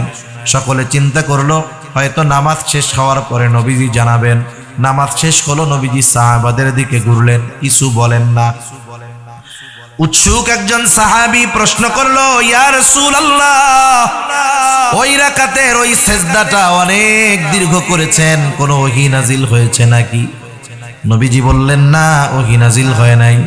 আমার নাতি হুসাইন আমার কাঁধের উপরে উঠছে, খেলা শুরু করেছে। কারণ হাদিসের মধ্যে আসছে নবীজি হাসান হুসাইন রাদিয়াল্লাহু তাআলা আনহুমা ওনাদের সাথে খেলা করতেন। নবীজি নিজে ঘোড়া সাজতেন। হুসাইন হাসান রাদিয়াল্লাহু তাআলা আনহুমা নবীজির পিঠের উপরে উঠতেন। সাহাবারাও মজা করে বলতো, ও হুসাইন, তোমার ঘোড়াটা তো অনেক সুন্দর ঘোড়া। নবীজি ছোটদের সাথে এতটা মিশতেন। নবীজি বললেন, আমার নাতি আমার ঘাড়ের উপরে উঠে খেলা শুরু করলো। আমি তাকে বারণ করলাম না। আমি চিন্তা করলাম সে যতক্ষণ তৃপ্ত হয় খেলুক। সে যখন তৃপ্ত হলো, কারণ ছোট বাচ্চাদের অভ্যাস হলো এক কাজ দীর্ঘ সময় করে না, যখন আরেকটা মনে আসে ওইটা ধুয়ে চলে যায়। সে খেলা শেষ করার পরে নামলো। এরপরে আমি সেজদা থেকে মাথা উঠাইলাম। নবীজি ছোটদের ব্যাপারে এতটা সহনশীল ছিলেন, বলেন তো আমার আপনার মসজিদের ইমাম সাহেব, তার পোলা যদি গাড়ির উপর এটা গেলে, উনি যদি সেজদা একটু দেরি করে, সালাম ফিরাইতে দেরি, চাকরি যাইতে দেরি নাই, কি বলবে? সুন্নত পড়ার আগে শোনেন, আপনার চাকরি নাই, এখনই বাইর হবেন। এই হইতো আমাদের অবস্থা। অথচ চিন্তা করেন, নবীজি ইমামতি করতেছেন, আইসা বাচ্চা খেলা করছে, কতটা অগ্রাধিকার দিচ্ছেন এই বাচ্চাদেরকে। সেজন্য আমরা যদি মসজিদে বাচ্চারা গেলে ধমক দেয়, অনেকে বোঝে না। তো অনেক জায়গায় আছে ছোট বাচ্চা, 5 বছরের বাচ্চা গেছে, ওরা একটু 3-4 জন যখন এক জায়গায় হয়, ওরা তো খেলাধুলা করে, দুষ্টুমি করে। হায় হায়, তখন নামাজ শেষ করে, এই কার ছেলে রে, এই সেই হ্যান ত্যান এমক ধমক দেয়, বাপরেও দেয়, ওর কোলারেও দেয়। এইবার বলেন, ওই ছোট বাচ্চা যদি একবার চিন্তা করে মসজিদে গেলে ধমক খাইতে হয়, ওকে হয়তো 5 বছর বয়সে ধমক দিয়া বাইর করে দেওয়া হইল, 15 বছর যখন বয়স হবে পায়ে ধরলেও মসজিদে আসবে না। এজন্য বাচ্চারা আসলে আমরা বিরক্ত হব না, কারণ ওই বাচ্চাদের আনবো যাদেরকে অভ্যাস করানো যায়। 5 বছর 5.5 বছর এরা তো একটু বোঝে, তারপরেও ছোট বাচ্চা দুষ্টুমি করতে পারে। অনেকে আবার বলে, হ্যাঁ নামাজ পড়ি, খুশু নষ্ট হয়ে যায়। লাইলি মজনুর গল্প শুনছেন না? এই গল্পের মধ্যে অনেক শিক্ষণীয় বিষয় আছে। এক বুজুর্গ পড়তেছে নামাজ, এখন লাইলির বাড়ির দিকে দৌড় শুরু করছে মজনু। নামাজি নামাজ পড়তেছে, মজনু নামাজির সামনে দিয়ে দৌড়ায় চলে গেছে। এই বুজুর্গ পরে মজনুরে ধরছে, এই কত বড় সাহস, টের পাও না যে নামাজি একজন নামাজ পড়তেছে, তুমি এটা বুঝতে পারো নাই? নামাজের সামনে দিয়ে দৌড়ায় চলে গেলা, গর্ধব। এইবার বলতেছে, হায় রে নামাজি, আমি দুনিয়ার লাইলির মোহাব্বতে কে নামাজ পড়ে না কি পড়ে আমার কোনো হুঁশ নাই, আর তুমি নামাজে দাঁড়াইয়া আল্লাহর মোহাব্বতে এখনো ওই রকম মশগুল হইতে পারো নাই যে সামনে কি গেল টের পাইলা কেমনে? তুমি তোমার নামাজের মধ্যে যদি খুশুই থাকে তাইলে একটু আওয়াজে ডিস্টার্ব হওয়ার কথা না, ঠিক না? সেজন্য ছোট বাচ্চারা যদি আসে আমরা বাইর করে দিব না, তাইলে এটা ভবিষ্যতে ক্ষতি হবে। আর ছোট বাচ্চাদেরকে তো আনবেন না, ওইটা তো মানা করছি। তাহলে কি হবে দেখেন, 7 বছর বয়সে ওকে নামাজের আদেশ করা লাগবে না। ও যদি 5 বছর থেকে মসজিদে যাওয়ায় অভ্যস্ত হয়, 7 বছরে ও পাক্কা নামাজি হয়ে যাবে। আমাদের মাদ্রাসাগুলোর মধ্যে ছোট ছোট বাচ্চারা অনেক সময় পড়ে। আপনি 5-6 বছরের বাচ্চার নামাজের ভাব দেখলে, অবস্থা দেখলে মনে হবে যে এত সুন্দর নামাজ পড়তেছে, এখনো নামাজের বালেগ হয় নাই। 4 বছর, 4.5 বছর, 5 বছর বয়স, ওই বাচ্চাটাও মাঝে মধ্যে ওইটা তাহাজ্জুদ পড়ে। এটা কেন হইল? অভ্যস্ত করার কারণে। সেজন্য আপনারা অভ্যস্ত করবেন, বাচ্চাদের মাঝে মধ্যে নিয়ে আসবেন। এতে কি হবে, ওই যে 7 বছরে নামাজের আদেশ করার আগে যখন অভ্যাস হবে, তখন ওই আদেশটা তার জন্য কঠিন হবে না, কারণ এ কাজ তো সে আগের থেকেই করে, ঠিক কিনা বলেন? সেজন্য এটা খেয়াল রাখবেন। হযরত লোকমান বললেন, আকিমিস সালাহ, এরপরে ওয়া'মুর বিল মা'রুফি ওয়ানহা আনিল মুনকার, ভালো কাজের আদেশ করো, অসৎ কাজের নিষেধ করো। দুনিয়ার নিজাম হলো ভালো কাজের আদেশ করলে, অসৎ কাজের নিষেধ করলে হাজারো বাধা বিপত্তি কষ্ট ক্লেশ আসবে, এটা স্বাভাবিক। এই জন্য হযরত লোকমান বললেন, শোনো, এই ভালো কাজের আদেশ অসৎ কাজের নিষেধ করতে গিয়ে যদি কোনো বিপদ আপদ আসে, ওয়াসবির আলা মা আসাবাক, তোমার উপরে যদি কোনো মুসিবত আসে তুমি সবর করো।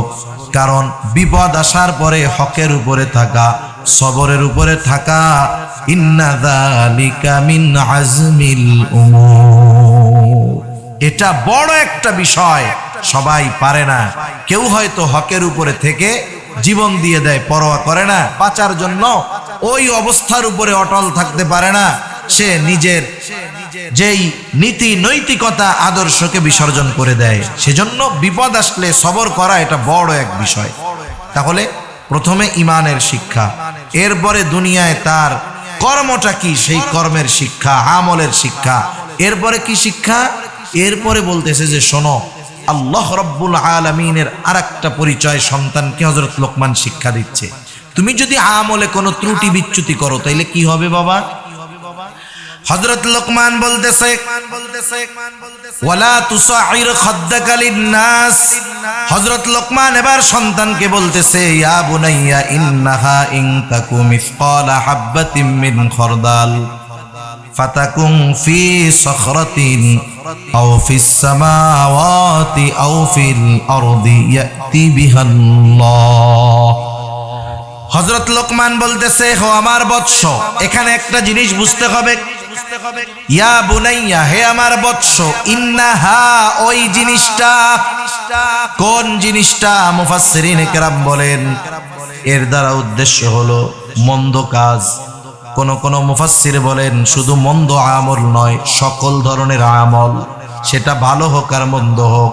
তাহলে অর্থটা হবে এই রকম, ও আমার বৎস, তোমার ওই আমলটা, সেই আমলটা যদি সরিষা দানা পরিমাণ হয়, তথা তোমার আমল যদি সরিষা দানা পরিমাণ হয়, ইন্নাহা ইন তাকু মিসকালা হাববাতিন মিন খারদাল ফাতাকুন ফি সখরা, তুমি যদি ওই সরিষা দানা পরিমাণ আমলটা পাথরের মধ্যেও করো, আও ফিস সামাওয়াত, অথবা যদি আসমানেও করো, আও ফিল আরদ, জমিনের মধ্যেও যদি করো, ওই সরিষা দানা পরিমাণ ওই আমলটা ইয়াতি বিহাল্লাহ, তোমার ওই আমলটাও যিনি হাজির করবেন তিনি কে? এই আয়াতের তাফসিরে হযরত আনাস রাদিয়াল্লাহু তাআলা আনহু থেকে বর্ণিত, নবীজি সাল্লাল্লাহু আলাইহি ওয়াসাল্লাম বলেন, যখন কোনো ব্যক্তি কোনো আমল করে, তার ওই আমলটা যদি এমন পাথরের মধ্যে করে যেই পাথরে ঢোকা বা বের হওয়ার কোনো ব্যবস্থা নেই, ওই জায়গায় আমল করা তো অসম্ভব, এরপরেও যদি ওই পাথরের মধ্যে সে কোনো আমল করতে পারে যার থেকে বের হওয়ার দরজা জানালা কিছুই নাই, ওই আমলটা যদি সরিষা দানা পরিমাণ হয়, ওই আমল কিয়ামতের দিন হাজির করবে কে? এর দ্বারা সন্তানকে কি শিক্ষা দিলেন? আপনি হয়তো বলবেন যে সন্তান নামাজ পড়ো, গুনার কাজ করো না, ভালো কাজ করো, মন্দ কাজ করো না। আপনি সন্তানকে বলতেছেন, শোনো, তুমি হয়তো আমার সামনে মন্দ কাজ করবা না, আমার সামনে তুমি ভালো কাজ করবা, কিন্তু আমার অগোচরে যদি তুমি পাপ করো, একাকী যদি কোনো পাপ করো, ঘরের ভিতরে যদি কোনো পাপ করো, যেখানেই করো না কেন, রাতে করো দিনে করো, আমি হয়তো জানবো না, কিন্তু তোমার পাপের সব খবর জানবেন কে? এই যে সন্তানের মাথায় যদি এই কথাটা ঢুকায় দেওয়া যায়, শৈশবকালেই তো ঢুকবে মাথার মধ্যে, এগুলো বড় হওয়ার পরে সহজে ঢুকে না। আমি যদি তাকে আবেগ আদর মোহাব্বতের সাথে বারবার কথাগুলো ব্রেনের মধ্যে, জেহেনের মধ্যে বসায়া দিতে পারি, তাহলে কি হবে? ও একটা অপরাধ করার আগে চিন্তা করবে, হায় রে হায়, আমার আব্বু বলছে তো, এটা যদি আমি একাও করি, আমার আব্বু হয়তো দেখবে না, কিন্তু দেখবে কে?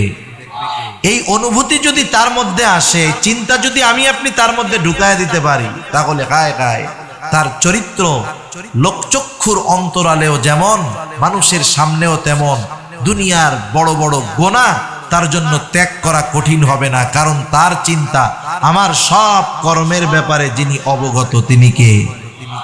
সেজন্য হযরত লোকমান সন্তানকে বলতেছে, সন্তান, তোমার আমলটা যদি সরিষা দানা পরিমাণ হয়, ওইটা যদি তুমি পাথরের মধ্যেও করো, আসমানেও করো, জমিনেও করো, ইয়াতি বিহাল্লাহ, তোমার ওই আমলটাকেও আল্লাহ তাআলা হাজির করবে।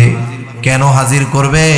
কিয়ামতের দিন আল্লাহ রাব্বুল আলামিন আমরা দুনিয়ায় যেই আমল করব ওই আমল হাজির করে ওই আমলের আলোকে আমাদের বিচার করবেন, হিসাব নেবেন। আল্লাহ তাআলা বলেন, ওয়ানাদউল মাওয়াজিনাল কিসতা লিয়াউমিল কিয়ামাহ ফালা তুযলামু নাফসুন শাইআ ওয়া ইন কানা মিসকালা হাববাতিন মিন খারদালিন আতাইনা বিহা ওয়া কাফা বিনা হাসিবিন। আল্লাহ রাব্বুল আলামিন বলেন, আমি কিয়ামতের দিন ন্যায় বিচারের আদালত কায়েম করব। দুনিয়ার আদালতের গুলার মধ্যে ন্যায় বিচার পাওয়া কঠিন, কারণ দুনিয়ায় তো আমরা দেখি বড় বড় অপরাধ করেও ছাড়া পেয়ে যায়, আবার অপরাধ নাই হাতে পায়ে বেড়ি লাগাইয়া টাইনা টাইনা আদালতে আনা হয়, ঠিক কিনা বলে? বুঝতে হবে আজকের দিনটা হয়তো জালেমের, কিন্তু আগামী দিনটা মাজলুমের। আজকের দুনিয়ার বিচারালয়ে হয়তো অবিচার করে বিনা অপরাধে নির্মমভাবে শাস্তি দেওয়া যেতে পারে, কিন্তু আল্লাহর আদালতে কোনো অবিচার হবে না। সেই দিন আল্লাহ রাব্বুল আলামিন ন্যায় বিচার করবে। দুনিয়ায় যারা ন্যায় বিচার পায় নাই এরা ওই দিন তো ন্যায় বিচার পাবে, কোনো সন্দেহ নেই। আর যারা মাজলুম এদের বদদোয়াকে ভয় করতে হবে। তাদের মাঝে আর আল্লাহর মাঝে কোনো পর্দা নাই, দোয়া করেছে তো ডাইরেক্ট আল্লাহ কবুল করে নেয়। ইত্তাকি দাওয়াতুল মাজলুম, দাওয়াতাল মাজলুম। তোমরা মাজলুমের বদদোয়াকে ভয় করো, কারণ তার মাঝে আর আল্লাহর মাঝে কোনো পর্দা নাই। সেজন্য দুনিয়ায় আমরা এই বিষয়গুলো খেয়াল করব, কারো প্রতি অবিচার করব না। দুনিয়ায় যদি তার প্রতি অবিচার করি, কিয়ামতের দিন আল্লাহ তাকে ন্যায় বিচার পাওয়ায়া দিবেন। আর ন্যায় বিচার যদি পাওয়ায়া দেয়, দুনিয়ায় যারা অবিচার করছে ধরা খাবে কি খাবে না? দুনিয়ার বিচারক যে সেই দিন কি হইব আল্লাহই জানে। আল্লাহ রাব্বুল আলামিন বলেন, এমন আদালত ফালা তুযলামু নাফসুন শাইআ, কারো প্রতি ন্যূনতম জুলুম করা হবে না। ওয়া ইন কানা মিসকালা হাববাতিন মিন খারদাল, কেউ যদি সরিষা দানা পরিমাণ কোনো আমল করে থাকে, আল্লাহ তাআলা বলেন আতাইনা বিহা, ওই আমল হাজির করা হবে। শুধু আমল হাজির করা হবে তা নয়, আমলের আলোকে হিসাব নেওয়া হবে। এত মানুষের হিসাব কেমনে আল্লাহ নিবেন? আল্লাহ তাআলা বলেন কাফা বিনা হাসিবিন, হিসাব নেওয়ার জন্য আমি আল্লাহই যথেষ্ট। এই চিন্তাগুলো আমরা আমাদের সন্তানদের মধ্যে ঢুকাই দিব। আর যদি আমরা এইগুলা না ঢুকাই দেই, তাহলে আর এক দল আমাদের সন্তানের মাথার মধ্যে ঢুকাবে যে তুই তোর 14 পুরুষ আগে বানর ছিল। বুঝেন নাই? এই চিন্তাগুলো আমরা ওদের মাথার মধ্যে যদি না ঢুকাই, এ বিশ্বাসগুলো যদি তাদের মধ্যে না ঢুকাই, এ কথাগুলো যদি তাদের না জানাই, তাহলে একদল দুষ্টু লোক আইসা তাদের কি জানাবে? যারে তুই মানুষই ছিলি না, তুই বানর ছিলি একসময়, বেঈমান বানায় ফেলবে। সেজন্য এগুলো আমাদের খুব জরুরি বিষয়, শুধু আখিরাতের সাথে সম্পৃক্ত বিষয় নয়। এগুলো শিক্ষা দেওয়ার মাধ্যমে ওই সন্তান দুনিয়াতে তার মা বাবার সাথে সদাচারী হবে, ঠিক কিনা বলেন? মানুষের সাথে সদাচরণ শিখবে, ভালো ব্যবহার শিখবে।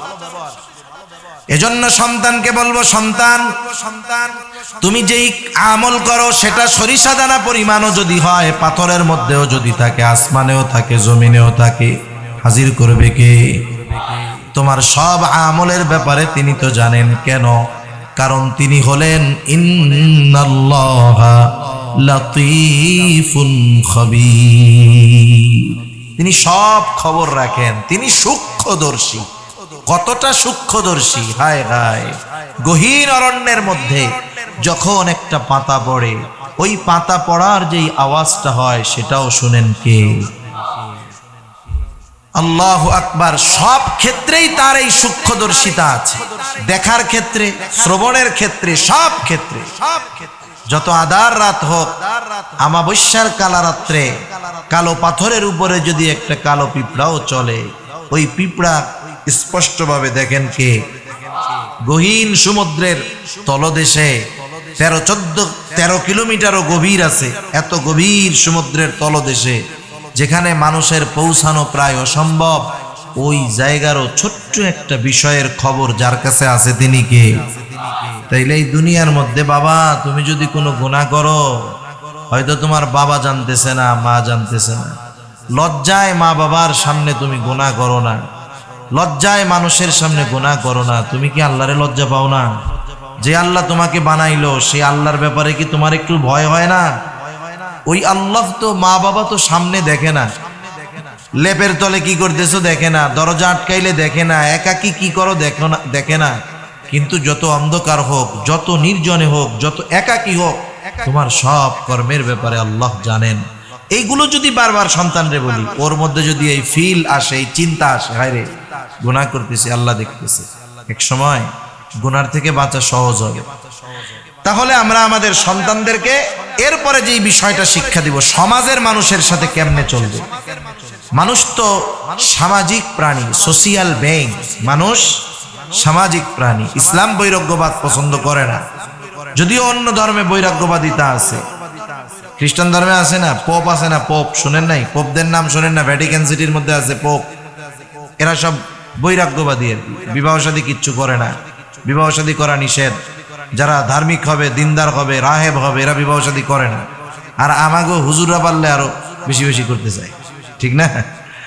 তা যাই হোক, বৈরাগ্যবাদ ইসলাম পছন্দ করে না। ইসলাম মানুষের মধ্যে থেকে মানুষের মধ্যে দ্বীন প্রচার এবং মানুষের কল্যাণে কাজ করার কথা বলে। কোরআনুল কারীমেও তো আল্লাহ তাআলা এটা বলেন, কুনতুম খায়রা উম্মাতিন উখরিজাত লিন-নাস, তোমাদেরকে বের করা হয়েছে মানুষের জন্য, অর্থাৎ মানুষের কল্যাণের জন্য। মানুষের কল্যাণ আপনি পাহাড়ের মধ্যে একা একা গিয়ে করতে পারবেন? তাহলে মানুষের জন্য যদি আমরা কল্যাণকর কাজ করতে চাই, মানুষের মধ্যে আমাদের থাকতে হবে, ঠিক না? এখন আমরা আমাদের সন্তানদের শিখাবো, অনেকে বুঝে না। মনে করেন কোটিপতির ছেলে, সে গরিবদেরকে তুচ্ছতাচ্ছিল্য করে, কাজের লোকের সাথে খারাপ ব্যবহার করে, নিজের আত্মীয় স্বজনও যদি গরিব হয় তাদের সাথেও খারাপ ব্যবহার করে। এরকম ছেলে আছে না নাই? কেনই বেয়াদব হইল? ওই বাপ শিখায় নাই ওরে যে মানুষের সাথে কেমন আচরণ করতে হয়। সেজন্য আমরা আমাদের সন্তানদেরকে শিখাবো, হে আমার সন্তান, তুমি মানুষদের থেকে মুখ ঘুরায় কথা বলবা না। ইয়া বুনাইয়া আকিমিস সালাতা ওয়া আমুর বিল মা'রুফি ওয়ানহা আনিল মুনকার ওয়াসবির আলা মা আসাবাক ইন্না যালিকা মিন আজমিল উমুর ওয়ালা তুসাহির খাদ্দাকা লিন-নাস ওয়ালা তামশি ফিল আরদি মারহা ওয়ালা তুসাহির খাদ্দাকা লিন-নাস, তুমি মানুষের থেকে মুখ ফিরায় কথা বলবে না। এর দ্বারা উদ্দেশ্য হলো অহংকারের সাথে মানুষের সাথে তুমি কথা বলবা না, কারণ অহংকার বড় খারাপ এক জিনিস। আসমান জমিনে সংগঠিত প্রথম পাপ হইল হিংসা আর অহংকার। আর অহংকার এত জঘন্য যে এই হিংসা থেকে অহংকার আসলো, অহংকার করে ইবলিস একেবারে আল্লাহর লানত প্রাপ্ত হয়ে গেল, সব তার বরবাদ। এজন্য নবীজি বলেন, লা ইয়াদখুলুল জান্নাহ মান কানা ফি কলবিহি মিসকালা হাববাতিন মিন কিবর, যার অন্তরের মধ্যে যাররা পরিমাণ অহংকার আছে সে জান্নাতে প্রবেশ করবে না। আল্লাহ আমাদেরকে অহংকার মুক্ত থাকার তৌফিক দান করুক। এই যে সন্তান জাহান্নামে যাবে অহংকার থাকলে, আপনি আমি যারা বাপ আছি এটা কি চাই? আমরা চাই না। এজন্য সন্তানদের শিক্ষা দিব, যারা ধনী আছে তারা শুধু ছেলে পেলে নিয়ে বেড়াইতে কক্সবাজার গেলে হবে না, নীলগিরি গেলে হবে না, সাজেক গেলে হবে না, মাঝে মধ্যে ওই কুতুবদিয়া দ্বীপে নিয়ে যাবেন। কুতুবদিয়া দ্বীপের মানুষের জীবনযাপন খুব কঠিন। আমি একবার যাইয়া বুঝতে পারছি জিনিসটা। মানুষ কত পরিশ্রম করে, কত কঠোর জীবনযাপন করে। ওই এসির মধ্যে খালি রাইখেন না, শিখাইয়েন। মাঝে মধ্যে লং ড্রাইভে যান, ওই উত্তরবঙ্গে চলে যায়েন, যেখানে দেখবেন আপনার 5 তলা বিল্ডিং এ এসিটা একটু ঠান্ডা কম হইলে কত অশান্তি, অথচ তাদের বাড়িতে ছাউনি নাই, চাল নাই, মাটির ঘর তাও খসে খসে পড়তেছে, টাকা নাই, কিছু করতে পারে না। সেজন্য এগুলো আমাদের সন্তানদেরকে দেখাতে হয়, শেখাতে হয়। শহরে থাকেন, খালি বিল্ডিং এর মধ্যে ঘুরাইয়েন না, মাঝে মধ্যে বস্তি আছে তো, শহরে বস্তি আছে না, প্রত্যেকটা জিনিসের এপিটোপিট আছে, আলোর বিপরীতে আধার আছে। শহরে যেমন বিল্ডিং আছে আবার বস্তিও আছে। শিখাইয়েন মাঝে মধ্যে যে হায় হায় তোমাকে 15,000 টাকার কম্বল গায়ে দিয়ে ঘুম পাড়াই, তাই তোমার ঘুম আসে না শীতের দিন শীতে। দেখো না ফুটপাতের উপরে নিজের লুঙ্গিটারে গার পোশাক বানায়া কঠিন শীতের রাত্রে ঘুমাচ্ছে। এগুলো দেখায়েন, তাইলে ওই সন্তান বাস্তবতা বুঝবে। ওই সন্তান বিলাসী হবে না, অভদ্র হবে না, বেয়াদব হবে না। সেজন্য সন্তানদেরকে বলবো, আমরা আমার সন্তান, হযরত লোকমান বলতেছে, ওয়ালা তুসাইর খাদ্দাকা লিন্নাস, মানুষের সাথে অহংকার কইরা কথা বইল না। ওয়ালা তামশি ফিল আরদি মারহা, জমিনের উপরে তুমি দর্প ভরে চইল না, বুক ফুলায় চইল না, মুড নিয়ে চইল না। আছে না, চলে না এরকম? আল্লাহ রাব্বুল আলামিন বলেন, ওয়ালা তামশি ফিল আরদি মারহা ইন্নাকা লান তাখরিকাল আরদা ওয়া লান তাবলুগাল জিবালা তুলা, জমিনের উপরে দর্প ভরে চইল না। তুমি ওই পা ফেলে তুমি জমিনকে কখনো বিদীর্ণ করতে পারবা না, উচ্চতায় তুমি কখনো পাহাড় সম হইতে পারবা না। তার মানে এই চলাচলের মধ্যে অগ্রাসী ভাব, এটা অহংকারের কারণে হয়। নেতা চলে কেমনে দেখেন না, এটা অহংকারের চলা। আর আল্লাহ তাআলা কি বলেন জানেন?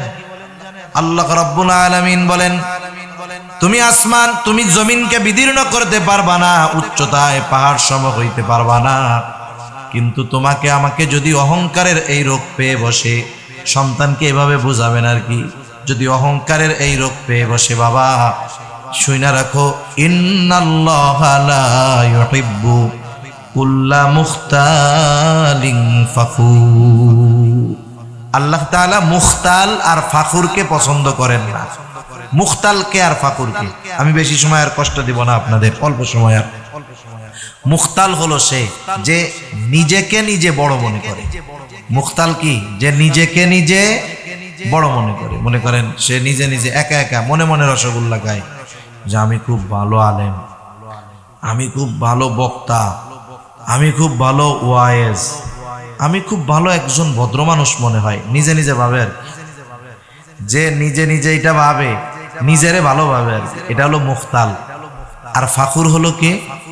যে অপরকে তুচ্ছ করে নিজেরে বড় মনে করে। আমি ওর চেয়ে অনেক ভালো আলেম, আমি ওর চাইতে অনেক বড় বক্তা, আমি ওর চাইতে অনেক হ্যান্ডসাম সুন্দর, মানে আরেকজনকে তুচ্ছ করে নিজেকে কি মনে করে? বড় মনে করে। এটা হলো ফখর, ফাখুর। এই যে আল্লাহ তাআলা বলেন, তিনি এই মুখতাল আর ফাখুর, নিজে নিজে বড় মনে করে যে তাকেও ভালোবাসেন না, আর অপরকে তুচ্ছ মনে করে নিজেরে বড় মনে করে তাকেও আল্লাহ ভালোবাসেন। এজন্য মনে রাখতে হবে। আল্লাহ রাসূল সাল্লাল্লাহু আলাইহি ওয়াসাল্লামের কাছে একজন সাহাবী বলতেছে, ইয়া রাসূলুল্লাহ, মানুষ চায় সে একটু ভালো খাবে, ভালো পরবে, ভালো জুতা পরিধান করবে, এটাও কি অহংকার? নবীজি বললেন না। অহংকার কোনটা? সে ভালো পড়ুক, আল্লাহ দিছে নেয়ামত, কোনো সমস্যা নাই, কিন্তু আরেকজন একটা কম দামি জামা পরছে, ছেঁড়া জামা পরছে, সে নিজেরটারে ভালো মনে করতেছে আর ওইটারে তুচ্ছ মনে করতেছে, তাহলে সে অহংকারী হবে। আল্লাহ আমাকে দিছে, আমি নেয়ামতান পড়তেছি, শুকরিয়া আদায় করবো আল্লাহ তাআলার, অসুবিধা নাই, কিন্তু আমি যখন একজন গরিবকে দেখে তুচ্ছ করব, তখন কিন্তু সমস্যা আছে। দেখেন না মাঝে মধ্যে যাচ্ছে একসাথে পাঞ্জাবি গায়ে দিয়া আর একজন গরিব মানুষের জামার সাথে ঘষা লাগছে। এই কামের দ্বারা আপনি কি বুঝলেন? ওরে তুচ্ছ করছে তো, এরপরেই না ঝাড়া দিছে এরকম। সেজন্য খবরদার, আমরা নিজেরা যারা ভালো পড়তে পারি, খাইতে পারি, এটা আল্লাহ তাআলার নেয়ামত, কিন্তু আরেকজন যে ভালো খাইতে পারে না, আরেকজনের ভালো পোশাক নাই, আমরা কখনো তাদেরকে তুচ্ছ জ্ঞান করব না। এগুলো আমাদের সন্তানদের শিক্ষা দিব, নইলে কি হবে জানেন? ও চিন্তা করবে আমি কোটিপতির বলা, আমার এক ধরনের ভাব থাকবে, গরিবের বলা তার আর এক ধরনের ভাব থাকবে। না না, আপনি যখন তাকে এগুলো বুঝাবেন, ও সমাজের সর্বস্তরের মানুষের সাথে মিশতে পারবে, কারো প্রতি ওর ঘৃণা হবে না, কারো প্রতি ওর বিদ্বেষ হবে না, কারণ আল্লাহ সুবহানাহু ওয়া তাআলা বনি আদম সকলকেই সম্মানিত করে আল্লাহ তাআলা সৃষ্টি করেছেন। এই বুঝগুলো সন্তানদের দিব, সাথে সাথে শিক্ষা দিব কেমনে চলবা ফিরবা। ওয়াকসিদ ফি মাশিক ওয়াগদুদ মিন সাউতিক ইন্না আনকারাল আসওয়াতি লাসাউতুল হামির। আল্লাহ রাব্বুল আলামিন কত সুন্দর জানায় দিলেন। হযরত লোকমান তার সন্তানকে মানা করলো, সন্তান জমিনে দর্প করে চলবা না। কিভাবে চলবা? ওয়াকসিদ ফি মাশিক, মধ্যম পন্থা অবলম্বন করে হাঁটবা।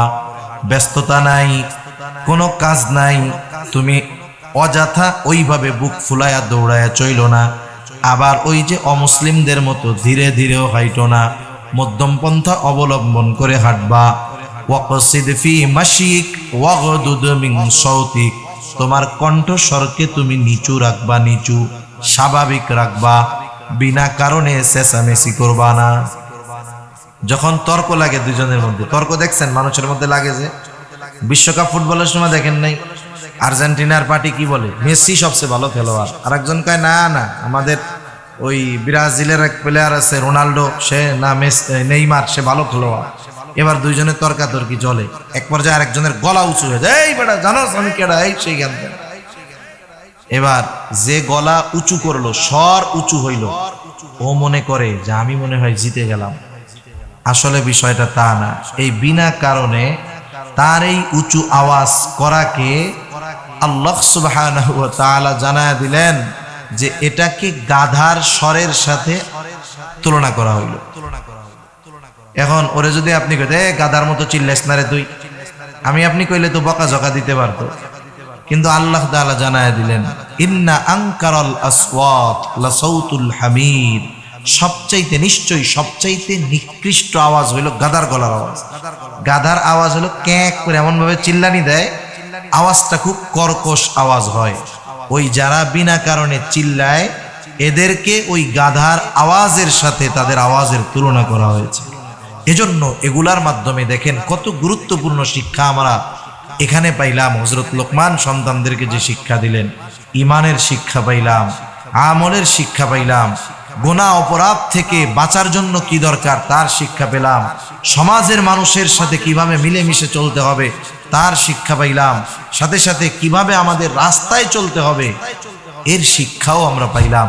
এখন বলেন, বাস্তবতা হলো কেউ যদি আমরা অহংকার মুক্ত হইতে পারি তাইলে সমাজের সব ধরনের মানুষের সাথে চলা এটা সম্ভব।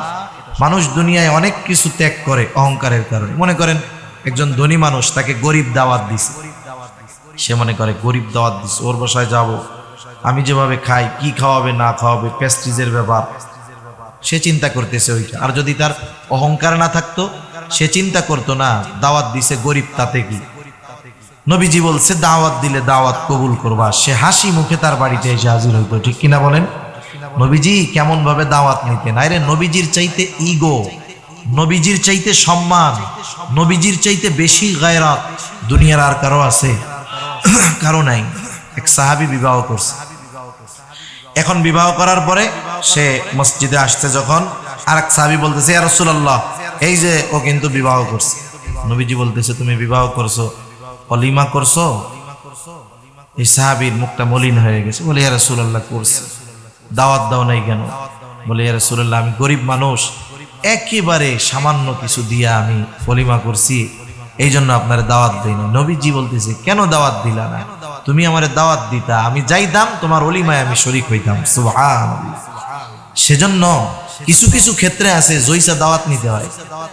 আপনি গরিবের আত্মীয় স্বজন গরিব আছে না মাঝে মধ্যে, সে আপনারে বলতেই ভয় পায় যে একদিন আইসেন, আপনি নিজের থেকে যায় বলবেন এই তোমার বাড়িতে আমি কালকে খামু। আবার যদি চিন্তা হয় যে খাইতে গেলে আমার জন্য আলাদা অ্যারেঞ্জমেন্ট করা তার জন্য কষ্টের, মাঝে মধ্যে এমনিই চলে যাবে, যায় দেখলেন আলু ভর্তা দিয়ে খাইতেছে, আপনি তার সাথে খান, দেখবেন আল্লাহ তাআলা অন্তরটাকে ক্লিয়ার করে দিবে, পরিষ্কার করে দিবে। এজন্য এই শিক্ষাগুলো আমরা আমাদের সন্তানদের দিব। এখন আপনারা একটু জবাব দিবেন, বলেন হযরত লোকমান তার সন্তানদের যে শিক্ষাগুলো দিয়েছে, নসিহতগুলো করছে, আমরা যদি আমাদের সন্তানদের দেই, এই নসিহতগুলা করি, আমাদের সন্তানেরা যদি এই কথাগুলা অনুযায়ী আমল করে, এই সন্তান শুধু সন্তান থাকবে না সম্পদে পরিণত হবে? আরে আপনি আছেন এইখানে, ছেলে যে জায়গায় যাক আপনি নিশ্চিন্তে থাকবেন, কারণ আমার সন্তান সুসন্তান, কোনো টেনশন আপনার থাকবে না, বার্ধক্যকালে চিন্তা করা লাগবে না, মরার পরে এই সন্তান আপনার সম্পদ হবে। আপনি এই সম্পদ দুনিয়া রাইখা গেছেন, ও দোয়া করবে, কোরআন তিলাওয়াত করবে আপনার জন্য, কবরে বৈশা বৈশা সেই সুফল আপনি আমি ভোগ করতে পারবো। এজন্য আল্লাহ সুবহানাহু ওয়া তাআলা আমাদের সবাইকে কথাগুলো বুঝবার, আমাদের সন্তানগুলাকে দুনিয়া আখিরাতের সম্পদে পরিণত করার তৌফিক আল্লাহ দান করুন। সকলে বলি আমিন। ওয়া আখিরু দাওয়ানা আনিল হামদুলিল্লাহি রাব্বিল আলামিন। আসসালামু আলাইকুম ওয়া রাহমাতুল্লাহি ওয়া বারাকাতুহু। দোয়া করে দেব, কিছু বলবেন না আপনারা?